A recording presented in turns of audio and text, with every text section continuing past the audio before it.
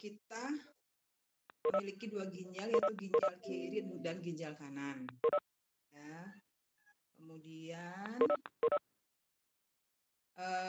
ginjal itu merupakan salah satu organ dalam traktus urinarius, di mana setelah filtrasi dan reabsorpsi, maka urin itu akan lewat di ureter, kemudian akan tertampung di kandung kemih, dan akhirnya akan keluar melalui uretra.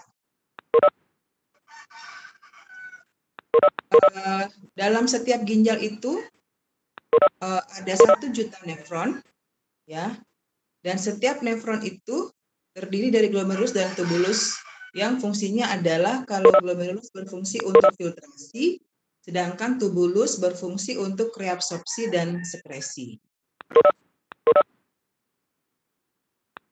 Ginjal memiliki fungsi yaitu pertama ekskretori untuk mengekskresikan sisa-sisa metabolisme. Kemudian fungsi kedua adalah regulasi untuk mengatur keseimbangan air dan elektrolit serta asam basah. Dan fungsi ketiga adalah untuk memproduksi hormon renin, angiotensin, bradikinin, prostaglandin, eritropoietin, dan vitamin D. Tujuan pemeriksaan laboratorium pada penyakit ginjal ini adalah yang pertama untuk membantu menemukan etiologi penyakit, yang kedua adalah untuk mengetahui fase awal dari gagal ginjal, dan yang ketiga adalah untuk mengikuti perjalanan penyakit. Nah, untuk pemeriksaan lab ini biasanya untuk screening atau penyaring itu dilakukan pemeriksaan urin atau urinalisis, kemudian pemeriksaan hematologi rutin atau DL, terutama untuk melihat kadar hemoglobin. Kemudian pemeriksaan yang ketiga adalah pemeriksaan urium, kreatinin, elektrolit yaitu natrium, kalium, klorida, kalsium, pemeriksaan fosfor dan asam urat. Nah, setelah di screening atau dengan pemeriksaan penyaring, maka akan dikerjakan pemeriksaan konfirmasi kalau hasil lab yang ditunjukkan menunjukkan atau mengindikasikan adanya penyakit yang lain. Misalnya, kalau hasil urium kreatinin tinggi, maka dokter akan melakukan dengan clearance kreatinin untuk mengetahui bagaimana fungsi ginjal untuk memfiltrasi daripada cairan yang masuk di dalamnya. Atau misalnya kalau ada indikasi infeksi, maka akan dilanjutkan dengan kultur urin. Ada teori yang mengatakan bahwa penurunan fungsi ginjal itu didasarkan oleh asumsi penurunan jumlah nefron. Jadi itu teori intact nephron hipotesis. Jadi fungsi ginjal itu berkurang atau menurun itu sebanding dengan penurunan jumlah nefron. Nah, fungsi ginjal seperti yang sudah saya sampaikan tadi itu ada banyak. Nah, yang bisa kita ukur adalah fungsi filtrasinya yang dikerjakan oleh glomerulus. Sehingga yang kita digunakan untuk pemeriksaan lab mengetahui fungsi ginjal adalah dengan mengukur laju filtrasi glomerulus atau glomerular filtration rate atau GFR. Cara mengukur GFR itu yang pertama adalah dengan clearance kreatinin, di mana nilai clearance kreatinin itu sama atau sebanding dengan GFR. Ya, jadi kalau kita periksa clearance berarti kita ingin mengetahui glomerular filtration rate atau laju filtrasi glomerulus. Yang kedua adalah dengan mengukur NPN atau non-protein nitrogen dalam serum. Peningkatan kadar NPN itu akan ditunjukkan dengan menurunnya GFR. Jadi kalau tadi nilai clearance sebanding dengan GFR, kalau NPN akan meningkat menunjukkan adanya penurunan GFR. Apa saja NPN itu? NPN itu terdiri dari kreatinin, urea, asam urat, guanidin, sianat, dan mineral molekul lainnya. Nah, pemeriksaan yang biasa kita kerjakan di lab itu untuk mengetahui fungsi ginjal, ya NPN tadi, kalau fungsi ginjalnya menurun, maka akan terjadi peningkatan kadar kreatinin, urea, serta NPN-nya dalam serum. Ya, serum itu adalah bagian cair dari darah ya. Jadi kalau fungsi ginjal menurun, maka NPN ini akan meningkat di darah. Nilai normalnya adalah kalau kreatinin itu 0,7 sampai 1,5. Kalau urium itu 20 sampai 30 miligram per desiliter ya. Kemudian kalau ada lagi yang biasa diperiksa adalah BUN. BUN itu sebenarnya sama dengan urium ya. Antara BUN dan urium itu bisa dikonversikan. Jadi kalau yang tertera adalah urium atau urea, maka nilai normalnya adalah 20 sampai 30 atau sekitar itu. Kalau yang tertera di item pemeriksaan adalah BUN, maka nilai normalnya adalah 10 sampai 20 miligram per desiliter. Nah, kalau kita lihat grafik ini, ya, jadi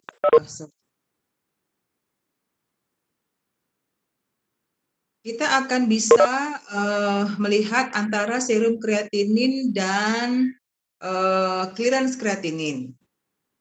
Garis horizontal itu menggambarkan clearance kreatinin yang sebanding dengan jumlah nefron. Garis vertikal menggambarkan serum kreatinin. Pada ujung kanan garis horizontal, kita akan melihat angka yang di bawah itu jumlah nefron ya 2 juta. Jadi kalau misalnya jumlah nefron masih bagus semua, maka nilai serum kreatinin itu normal antara 0,5 sampai 1,3 tadi ya. Nah, begitu jumlah nefron berkurang menjadi seperempatnya, misalnya menjadi 1,5 juta, maka nilai clearance juga akan berkurang seperempatnya. Sedangkan nilai serum kreatinin itu hanya sedikit meningkat. Ya, mungkin di atas 1,5 tetapi masih di bawah 2. Ya, padahal jumlah nefron sudah berkurang seperempatnya. Kemudian kalau jumlah nefron berkurang sampai 1 juta nefron untuk kedua ginjal, berarti sudah berkurang setengahnya. Maka clearance pun akan berkurang setengahnya menjadi 60 ml per menit, tetapi kadar dari kreatinin dalam serum itu belum begitu tinggi. Jadi meningkat tetapi belum tinggi peningkatannya.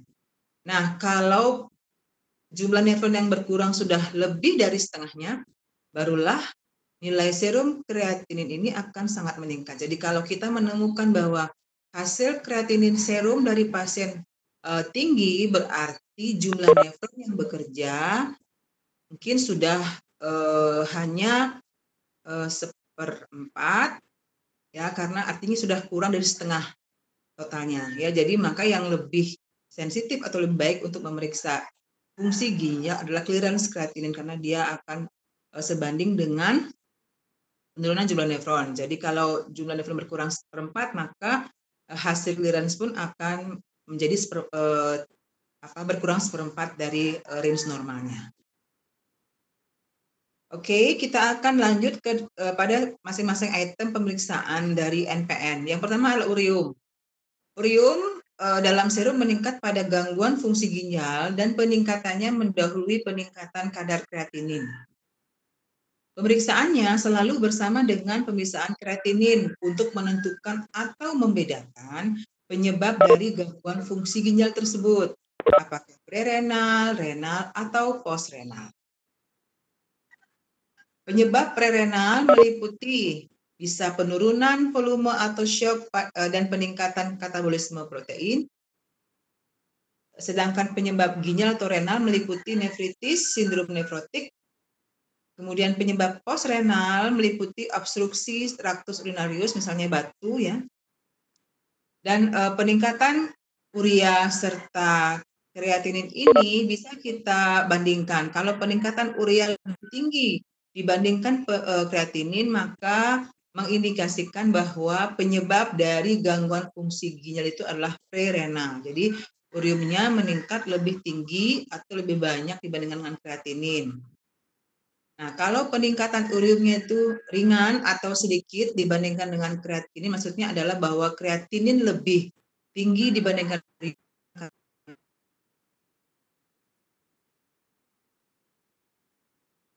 Sedangkan kalau peningkatan urea dan kreatinin secara proporsional, artinya sama-sama meningkat, menandakan bahwa rasio urium dengan kreatinin tidak berubah. Jadi normal rasio antara urium dengan kreatinin adalah 15:1 sampai 40:1. Itu normal rasio antara urium dengan kreatinin. Jadi kalau peningkatan urium dan kreatinin itu sebanding, misalnya uriumnya itu 45 ya. Kemudian kreatininnya 3 ya, sekitar 3, berarti kelainannya itu ada di postrenal. Kalau misalnya uriumnya itu adalah 30, sedangkan kreatininnya 4, ya, berarti mungkin kelainannya itu ada di mana? Jadi kalau misalnya uriumnya 30, sedangkan kreatininnya 4, berarti kelainan ada di renal. Kalau misalnya uriumnya itu 80, sedangkan kreatininnya 1,5, ya, berarti kelainan mungkin terjadi di prerenal. Ya, jadi kalau rasionya sebanding itu adalah kelainan di postrenal. Kalau uriumnya itu lebih rendah, seperti tadi ya, uriumnya misalnya 30, kreatininnya 4, berarti dia di renal. Sedangkan kalau misalnya uriumnya itu 80, sedangkan kreatininnya 1,5, mungkin ada di prerenal. Oke, kita lihat ke NPN yang kedua adalah kreatinin. Kreatinin merupakan produk sisa dari metabolisme otot yang diekspresikan relatif konstan dan kadarnya dalam serum dapat digunakan untuk mengukur GFR. Ya, kreatinin dibersihkan dari plasma oleh GFR dan kemudian diekspresikan melalui urin tanpa direabsorpsi oleh tubulus. Kreatinin tidak mengalami metabolisme. Penentuan kreatinin di lab itu mudah tetapi tidak spesifik. Berbagai kondisi yang menurunkan GFR atau menurunkan fungsi ginjal akan menyebabkan penurunan ekskresi kreatinin di urin dengan konsekuensi peningkatan kadarnya dalam plasma. Jadi kalau terjadi penurunan fungsi ginjal, maka fungsi ekskresi daripada kreatinin di urin itu akan berkurang. Akibatnya kalau dia di urin berkurang, maka dia akan menumpuk atau meningkat dalam plasma atau darah. Pengukuran clearance kreatinin sangat sensitif untuk menggambarkan GFR. Pengukuran kadar kreatinin dan urium secara simultan sangat berguna untuk mengetahui etiologi seperti tadi ya. Jadi biasanya urium pasti dites berpasangan dengan kreatinin. Satu lagi yang biasa diperiksa adalah asam urat. Kemudian pengukuran kreatinin memiliki keunggulan dibandingkan dengan pengukuran urea sebab kreatinin tidak dipengaruhi oleh konsumsi makanan atau protein. Nilai normal kreatinin dalam serum adalah 0,7 sampai 1,5 mg per desiliter, sedangkan di urin adalah 90 sampai 150. Jadi kalau di urin itu biasanya dia 100 kali lebih banyak dibandingkan kadarnya di plasma atau di serum, ya. Dan ekskresi kreatinin itu adalah 1 sampai 2 gram per hari. Nah, bagaimana mengukur clearance kreatinin? Pemeriksaan clearance kreatinin berguna untuk menilai kemampuan ginjal membersihkan zat-zat yang ada di plasma. Zat-zat tersebut biasanya adalah kreatinin dan urea. Pemeriksaan clearance diperlukan bila hasil lab dari pasien waktu screening itu menunjukkan peningkatan NPN dalam plasma, terutama urium, kreatinin, asam urat. Metode yang paling baik untuk mengukur fungsi ginjal adalah tes clearance kreatinin. Ya, tes ini memperkirakan jumlah darah yang melewati glomerulus dalam 1 menit dalam upaya untuk membersihkan kreatinin secara menyeluruh. Ya, jumlah kreatinin yang diekskresikan kemudian diukur dari urin yang dikumpulkan. Jadi, pada pemeriksaan klinis ini kita akan menampung urin karena kita ingin mengukur berapakah kreatinin yang diekskresikan. Metode ini, pengukuran klinis ini yang mudah dikerjakan dan sensitif,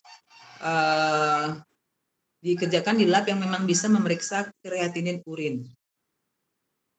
Nah, untuk pemeriksaan clearance kreatinin, yang diperlukan pertama adalah mengumpulkan urin selama 24 jam. Jadi pengumpulan 24 jam ini harus tepat. Kalau kita mulai jam 6 pagi hari ini tadi misalnya ya, maka besok jam 6 itu harus sudah diakhiri, atau artinya tidak boleh kurang, tidak boleh lebih, karena pengumpulan urin 24 jam itu tujuannya selain untuk mengetahui berapa kadar kreatinin dalam urin, juga untuk mengetahui volume urin dalam 24 jam.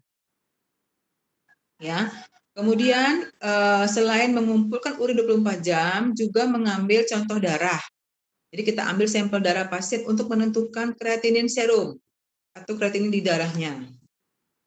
Kemudian kita harus mengukur tinggi badan dan berat badan dari pasien. Tujuannya adalah untuk bisa menentukan luas permukaan tubuh. Ya, jadi kalau data tentang tinggi dan berat ini kita akan masukkan di normogram Du Bois untuk mengetahui luas permukaan tubuh pasien. Ya, kemudian kalau sudah kita ambil sampel urin 24 jam, kemudian saat kita mengambil sampel itu kita ambil sampel darah pasien, dan kita minta tinggi dan berat badan pasien, maka kita akan mulai menghitung. Kalau sudah kita periksa, ya di urinnya kita periksa kreatininnya, di darahnya kita periksa juga kreatinin darahnya, serta urium di darah juga, ya. Nah, kemudian, ini formulanya bahwa nilai clearance itu dihitung dengan membandingkan kadar kreatinin dalam urin dibagi kadar kreatinin di darah dikalikan volume urin 24 jam dalam mililiter. Ya, misalnya pasien datang atau pasien menampung dalam botol aqua yang besar misalnya, berarti kita masukkan angka 1.500 di situ ya. Kemudian dibagi 1440. 1440 itu adalah jumlah menit dalam 24 jam.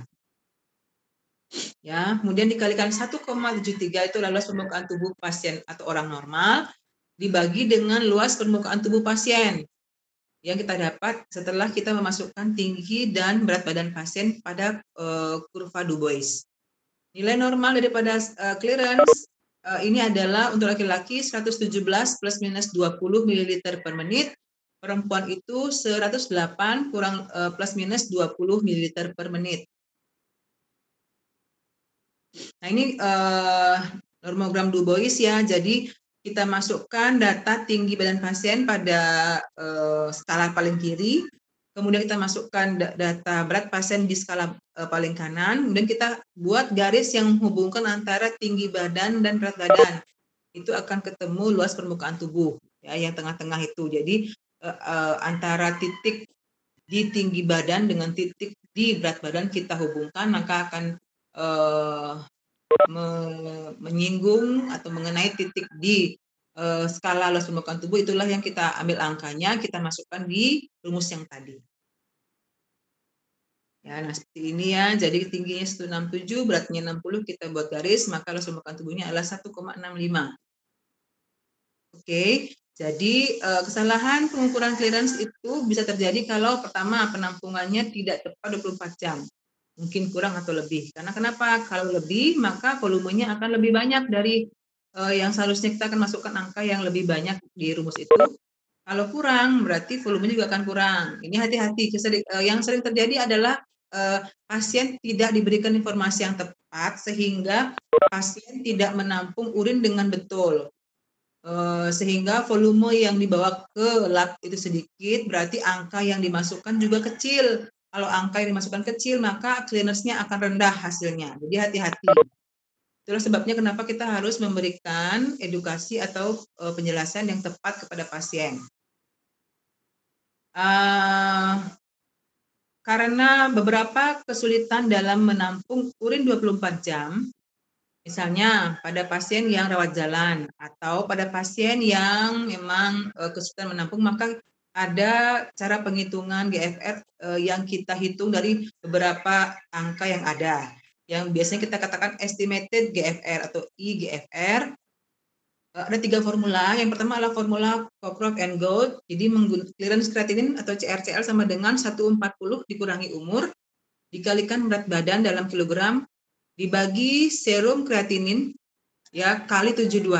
Jadi yang dibutuhkan di sini adalah umurnya, beratnya, dan kreatinin serum. Ya, kalau dia perempuan maka dikalikan 0,85. Kalau laki-laki tidak usah dikalikan lagi. Ya, ini adalah cara pintas untuk mengestimasi. Ya, sekali lagi ini mengestimasi karena yang tetap yang paling baik adalah kita mengukur atau menampung urin 24 jam, kemudian kita masukkan dalam rumus untuk mendapatkan clearance ini.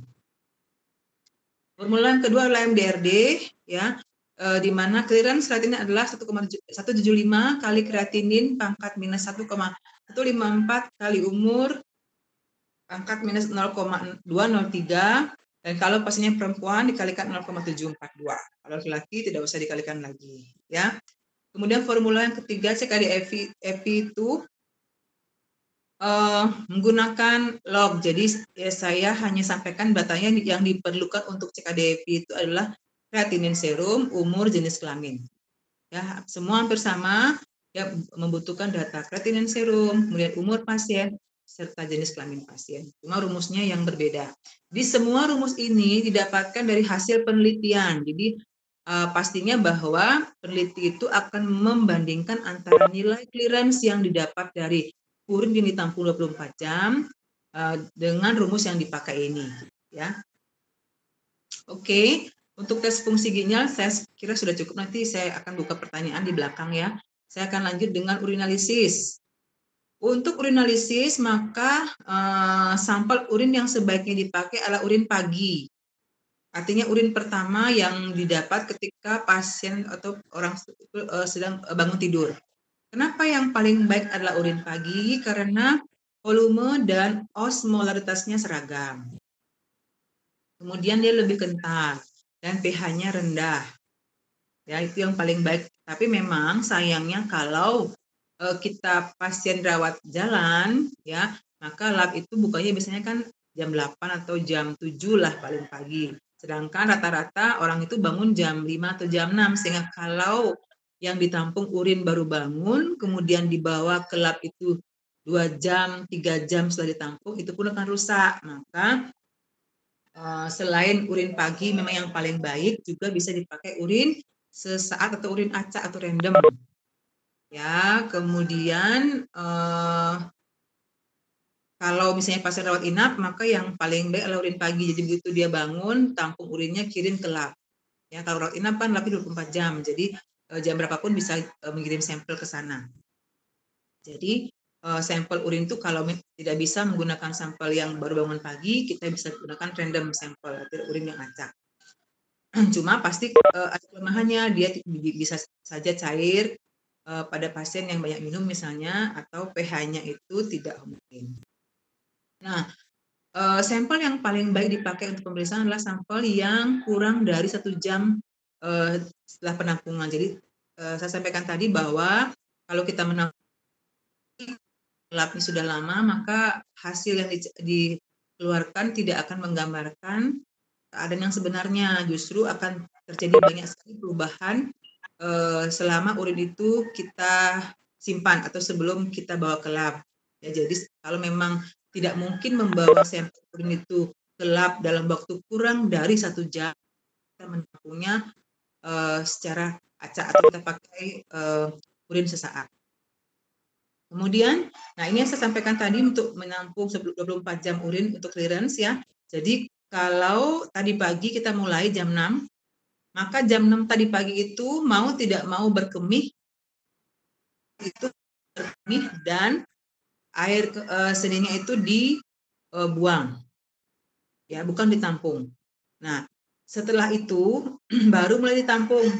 Setiap berkemih ditampung, tampung, sampai besok jam 6 pagi, ya, mau tidak mau berkemih, dia harus berkemih dan urinnya itu ditampung, ya. Jadi itu caranya. Atau kalau mau jam 7 boleh, jam 7 pagi tadi, mau tidak mau berkemih dia harus berkemih dan itu dibuang.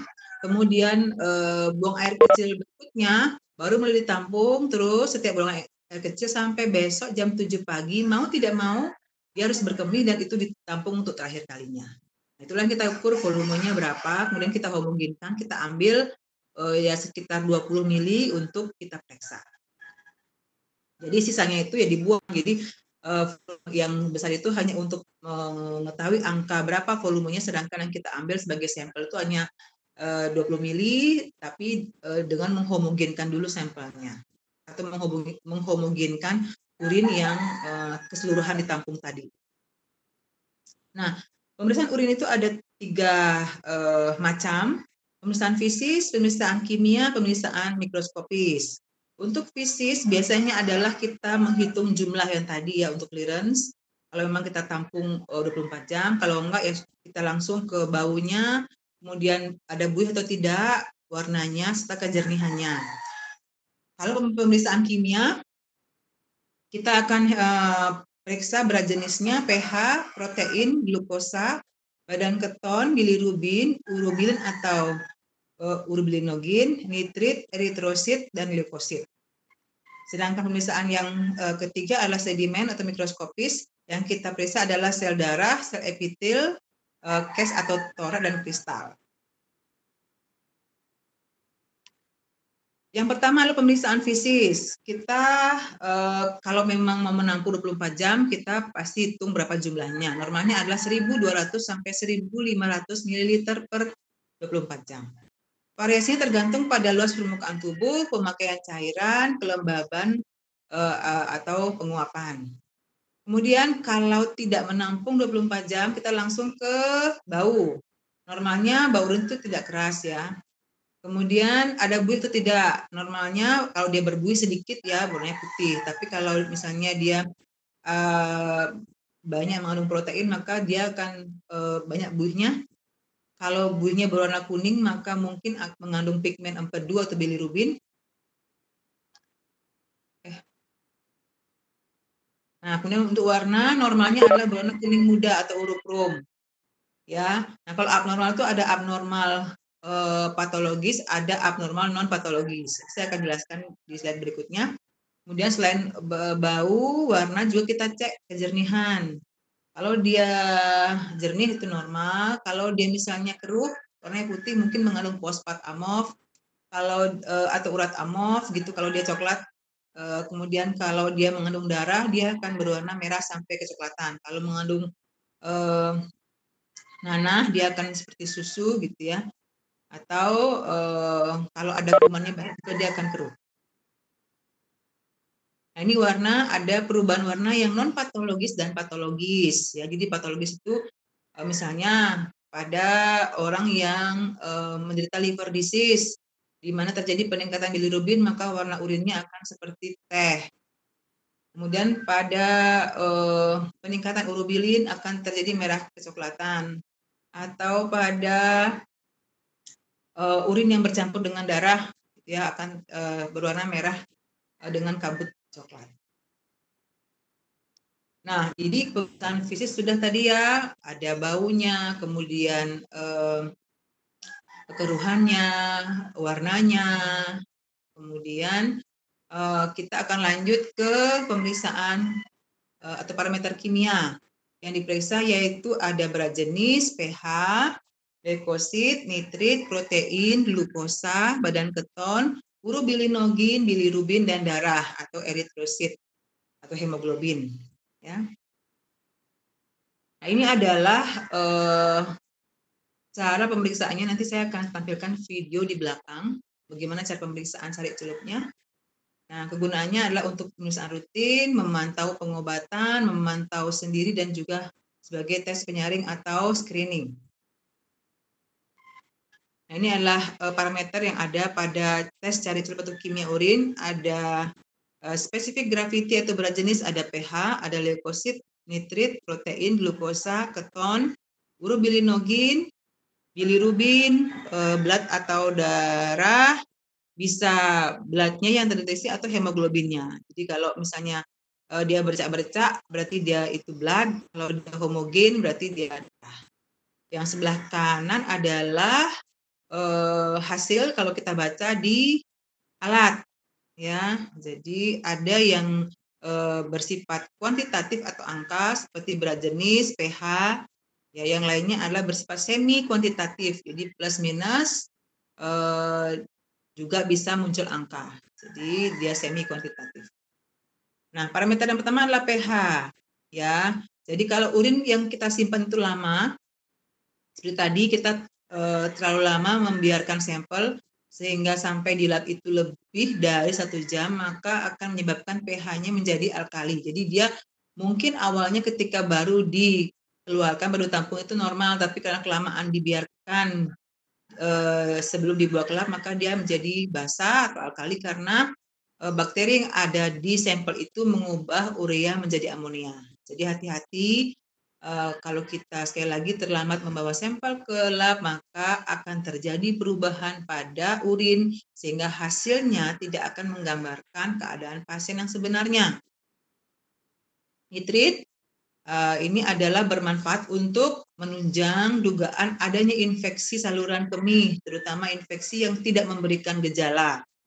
Kenapa demikian? Karena bakteri patogen dalam saluran kemih itu seringkali termasuk dalam bakteri yang pereduksi atau mengubah nitrat menjadi nitrit. Jadi kalau ada bakteri dan ada nitrat dalam kandungan urin, maka nitrat itu akan diubah oleh bakteri menjadi nitrit. Hasil positif palsu pada item ini bisa terjadi karena adanya phenacepiridin dan adanya reaksi in vitro karena urin terkontaminasi bakteri atau karena penyimpanannya yang lama.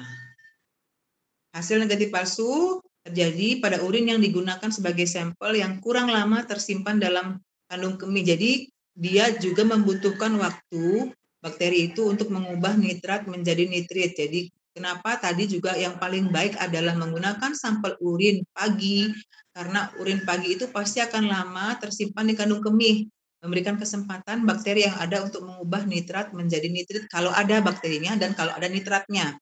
Tapi kalau misalnya sampel urin sewaktu atau random, maka kita tidak tahu berapa lama sampel itu akan tersimpan di kandung kemih, yang kemungkinan walaupun ada bakteri maka tidak akan atau belum banyak kesempatan bakteri itu untuk mengubah nitrat jadi nitrit. Ya, kemudian hasil negatif palsu juga disebabkan oleh makanan yang rendah nitrat. Jadi kita mengkonsumsi rendah nitrat, jadi nitrat yang ada itu sedikit sehingga walaupun bakterinya ada, tapi bahan baku atau nitratnya tidak bisa atau tidak ada yang diubah menjadi nitrit. Kemudian atau ada bakteri tapi bakteri itu tidak merupakan bakteri yang tidak bisa mengubah nitrat menjadi nitrit, atau adanya konsumsi vitamin C. Makanya sebaiknya pada pasien yang akan diperiksa urinalysis itu disampaikan bahwa agar tidak mengkonsumsi vitamin C karena vitamin C sangat banyak mempengaruhi hasil pemeriksaan kimia pada urin.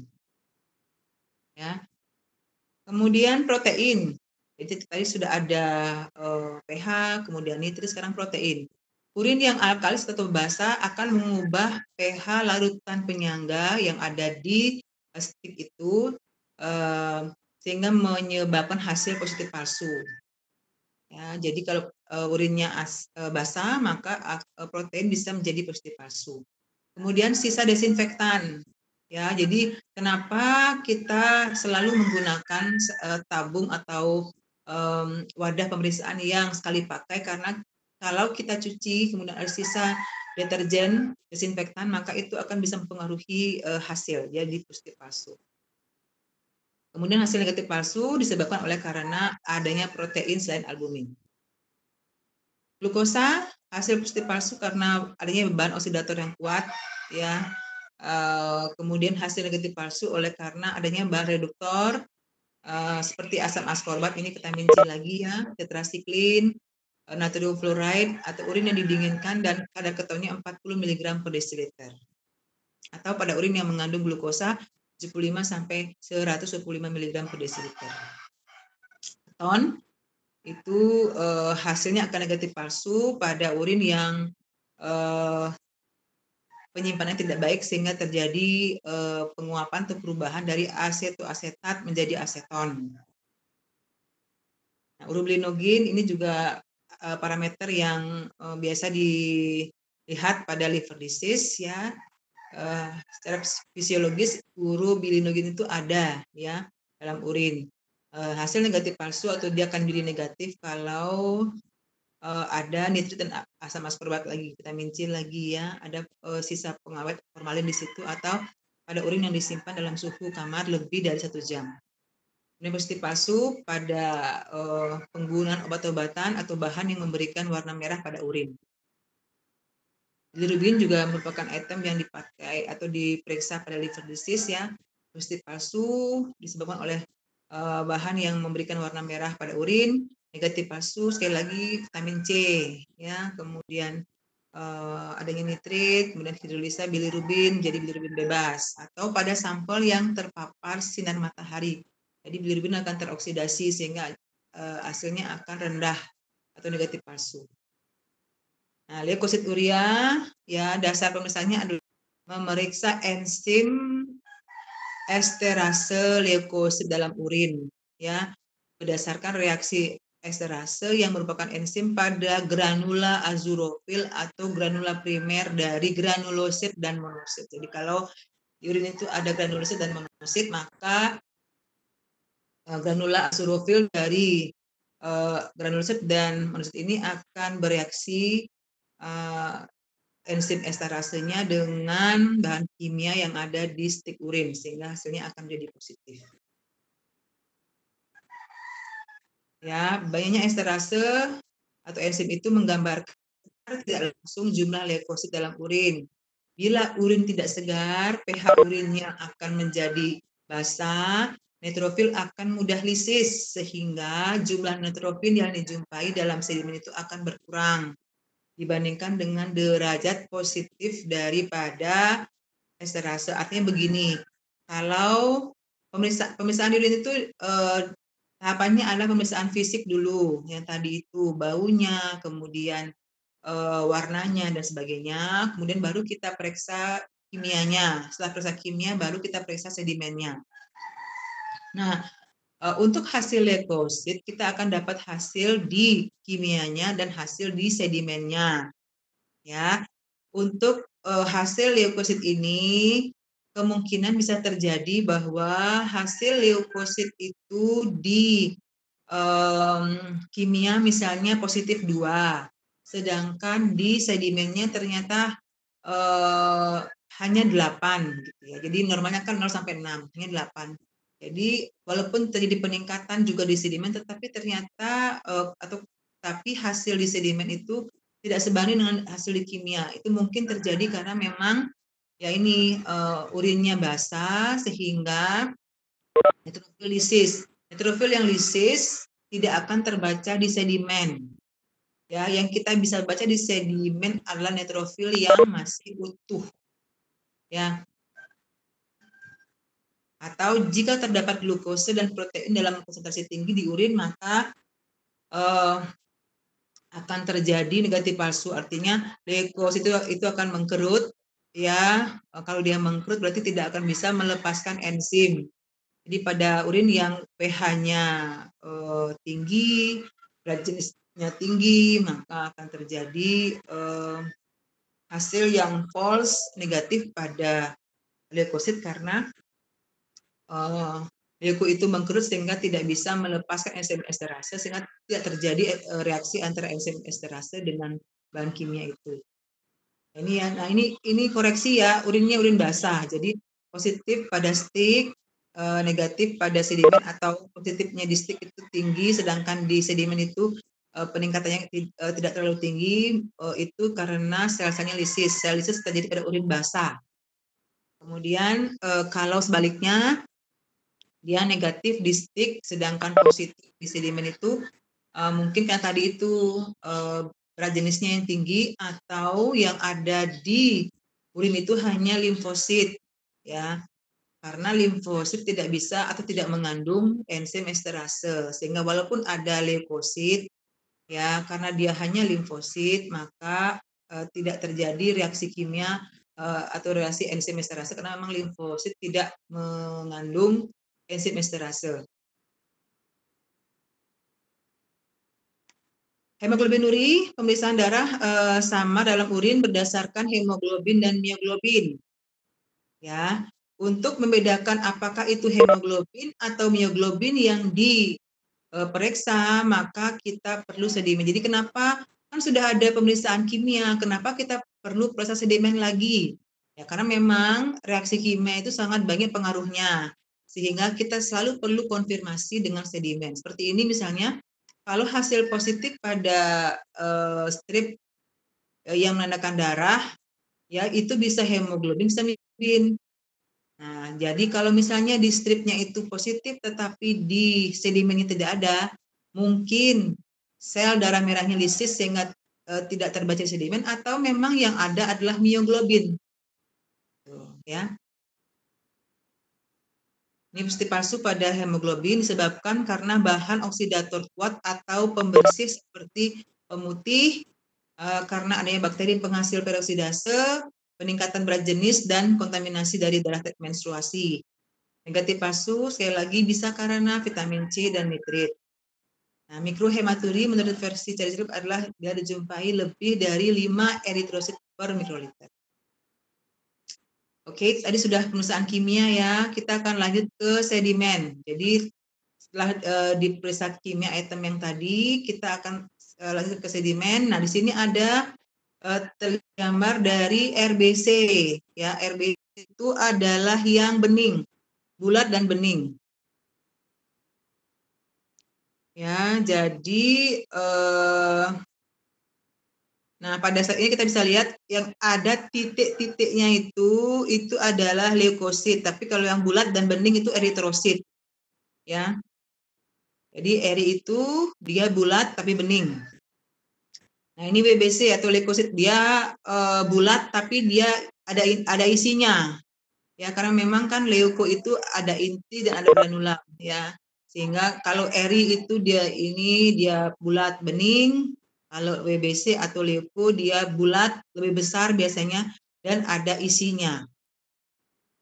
Nah, ini epitel translasional. Ya, jadi bedanya sama leuko tadi, epitel itu ada di tengah itu ada inti. Itu inti dari sel epitel ya yang bulat itu. Kalau yang tadi WBC itu tidak ada inti seperti ini ya. Kalau di epitel dia ada intinya. Ini epitel squamous ya. Nah, ini kristal yang ada di urin. Kalau urin itu urin asam, maka kristal yang ada adalah kristal asam urat, kristal kalsium oksalat. Ya, kalsium oksalat ini bentuknya seperti amplop. Dan kristal amop urat. Nah, ini asam urat ya, kristalnya seperti kaca. Ini kristal asam urat. Kemudian ini adalah kalsium oksalat. Jadi dia seperti amplop. Ya, kemudian ini adalah amop. Jadi kalau bentuk amop ini kita lihat pH-nya. Kalau pH-nya asam berarti dia amop urat. Kalau dia pH-nya basa berarti dia amop fosfat. Ini adalah kristal yang ada di urin basah. Ada triple fosfat. Triple fosfat itu bentuknya seperti peti mati. Ya. Kemudian ada kalsium karbonat, ada amonium biurat, ada kalsium fosfat, ada amop fosfat. Tadi amop tuh tergantung pH. Kalau pH-nya urin asam berarti amop urat, kalau pH-nya urin basah berarti amop fosfat. Ini triple fosfat ya, seperti peti mati bentuknya. Nah, ini kristal yang abnormal, ada kalsium sulfat, hipurik acid, sodium urat, sistin, leusin, tirosin, dan kolesterol. Ini di bawah mikroskop ya, magnesium fosfat. Nah, ini bakteri. Bakteri itu khasnya apa? Dia akan bergerak. Ya, jadi dia bergerak. Ya, ini biasanya khas ya. Kalau pernah melihat pasti akan tahu ini bakteri. Ini silinder atau case hyalin. Itu dia bening. Tidak ada isinya. Nah, ini adalah case eri. Kalau misalnya terlalu banyak, dia akan bentuk case, jadi dia khas. Silinder eritrosit atau case eritrosit. Yang tadi hyalin kan bening ya, ini bening, ini eri. Kemudian ini silinder leukosit. Ya. Jadi case itu adalah bentukan kumpulan daripada ini kalau isinya leuko ya case leuko, kalau isinya eri ya case eri. Ini case granula, isinya granula saja. Ini jamur ya, jadi bisa dilihat seperti bowling. Jadi dia selalu berpasangan berdua-dua, itu jamur. Ini Trichomonas, jadi bisa dilihat, diperhatikan ya, dia bentuknya agak besar, ada ininya, ada ekornya. Jadi bisa ditemukan Trichomonas pada urin, dia akan bergerak biasanya. Jadi khas sekali ada ekornya. Ini sperma. Beda ya kalau sperma tadi, kalau sperma ini kan dia ada ekornya tapi dia kepalanya kecil. Kalau yang tadi ini Trichomonas dia besar. Justru ukuran kepalanya jauh lebih besar daripada ekornya. Tapi yang jelas dia ada ekornya. Dia akan bergerak dan sangat bisa dilihat adanya flagelanya ekornya itu.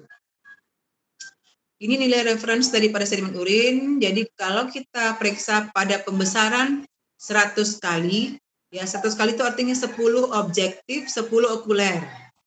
Ya.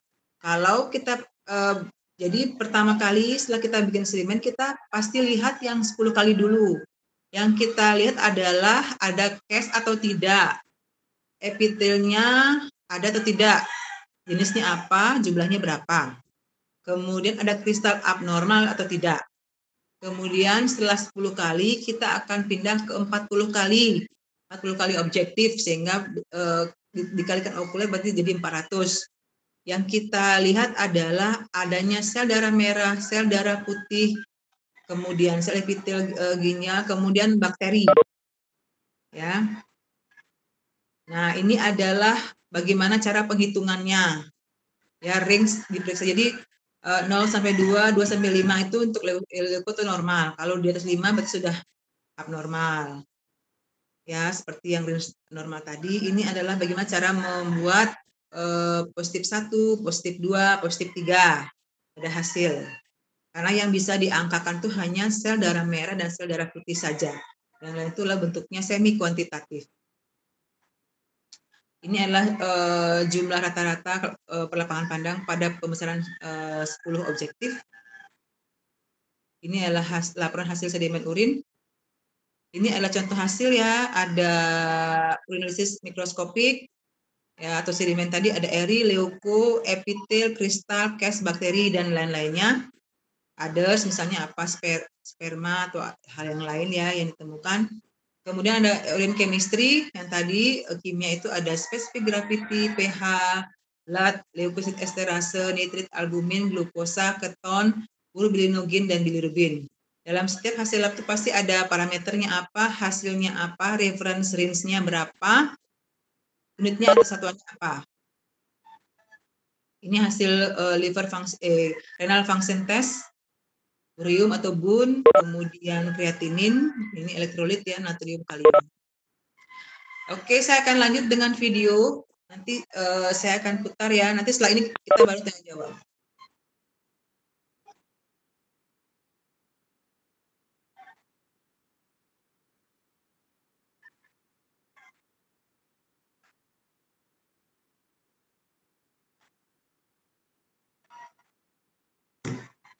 Ini.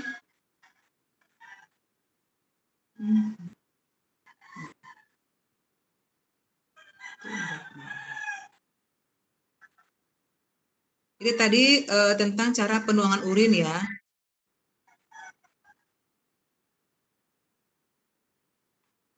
Jadi setelah dituangkan, kita akan periksa dulu ininya, parameter kimianya.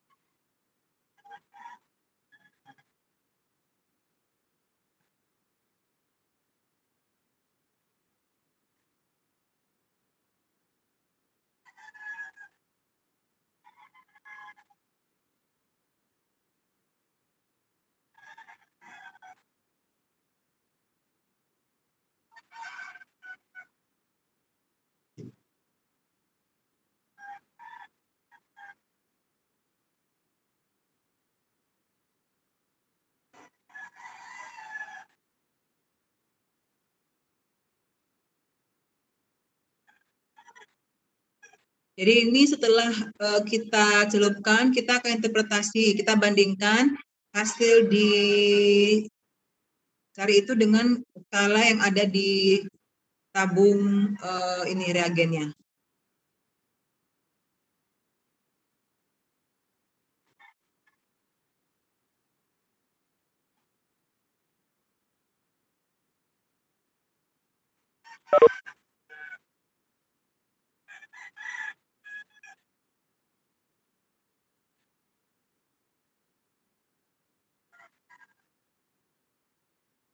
Ini kalau kita mau periksa sedimen ya, jadi setelah tadi diperiksa kimia, kita akan lanjutkan memutar.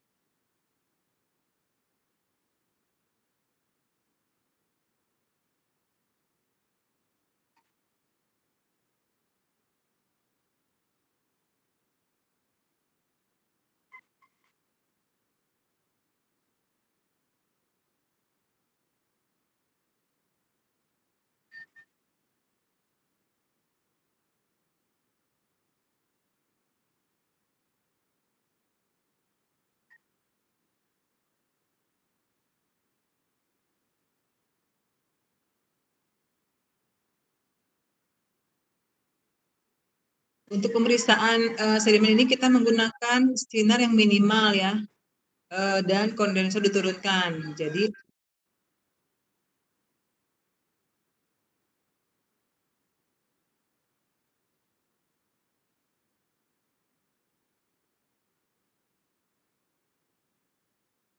untuk pemeriksaan sedimen ini memang membutuhkan sinar yang minimal. Jadi berbeda dengan pemeriksaan sel darah. Jadi kalau sedimen kita harus buat atur sinarnya sehingga ada tapi sedikit dan kondensor diturunkan sehingga latar belakangnya akan gelap.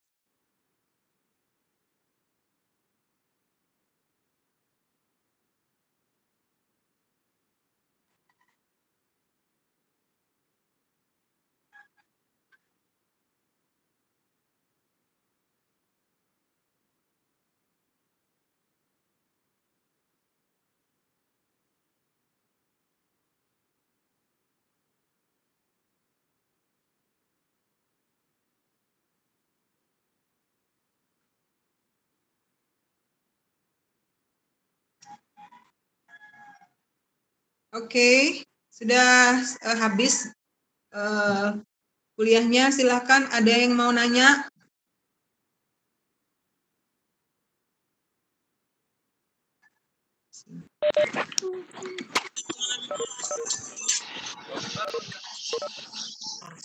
Ya. Unmute semua yang namanya silakan.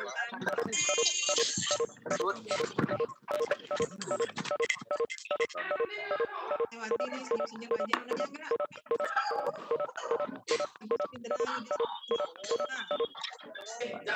Aku bisa ganti dulu kuliahku. Ini dia Indah Lestari.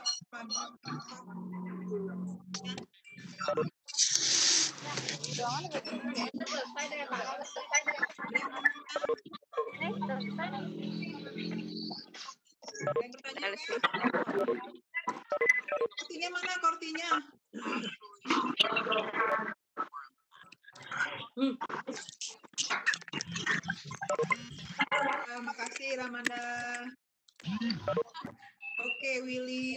kasih. Ada yang nanya ya?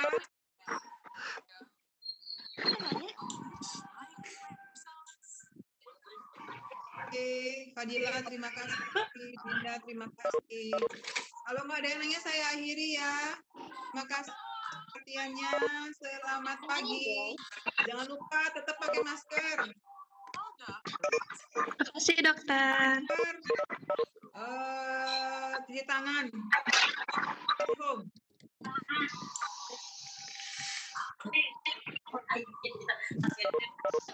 Dancing.